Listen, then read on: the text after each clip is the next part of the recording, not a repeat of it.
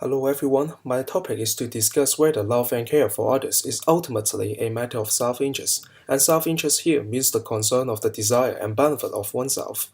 Before talking about my arguments, do you still remember the Xiao Yue incident 3 years ago? It seems that if there is no self-interest, love and care will not appear in this case. However, I still believe that love and care is not only stemming from self-interest. In the following presentation, I will put forward two arguments and one rebuttal to support my stance. The first argument is that there are other causes of love and care other than self-interest, like compassion, like the example of Manchia's talk in the lecture. One who saw a child was about to fall into a well must rush to save the child, and it is because of compassionate response. Indeed, there are some other examples, like Warren Buffett and Bill Gates. They saw there were dark corners in the world and set up charity fund to help the poor. So, there was indeed other causes contributing to love and care, and it is incorrect to say that it is just a matter of self-interest.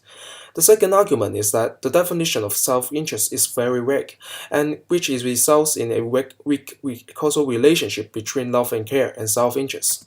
For example, there was a king called Xie in the Shah dynasty of China. He abused the power and cared nothing about his citizens. Finally, he was overthrown.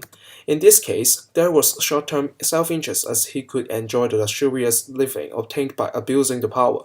However, the long-term self-interest was forgone as the ruling power was lost and he could not exercise his powers as a king anymore. So the definition is vague, and for the part of long-term self-interest, we can conclude that self-interest may not necessarily lead to love and care. Therefore, we cannot say that love and care is just a matter of self-interest. Some people advocate psychological egoism, which is a belief that our every single action is motivated by self-interest through the strategy of reinterpreting the motives of actions into self-interest.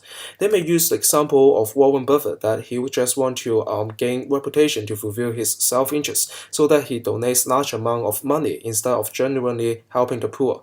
However, as discussed in the lecture, such a strategy has the problem of irrefutable. So, such a strategy is flawed, and we cannot distinguish between real self-interest and compassion, and we cannot use such a flawed strategy to make a conclusion that every action, including love and care, is the result of self-interest. In conclude, for the answer of the relationship between love and care and self-interest, it is obvious that love and care is not ultimately a matter of self-interest.